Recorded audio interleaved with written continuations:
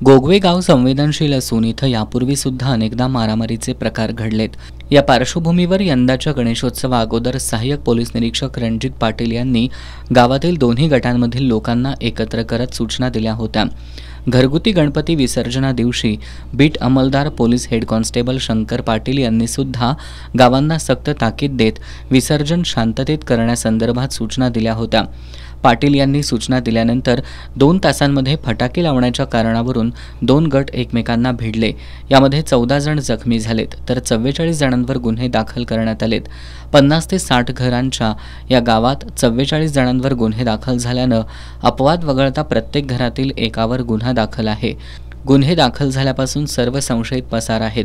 कळे पोलीस त्यांचा शोध घेत आहेत। ऐन सणासुदीच्या काळात घरातील लोक पोलिसांच्या भीतीनं बाहेर असल्यानं गावातील प्रत्येक घर चिंतेत आहे। पोलीस संशयितांचा शोध घेत असून गावाला पोलीस छावणीचं स्वरूप प्राप्त झालंय।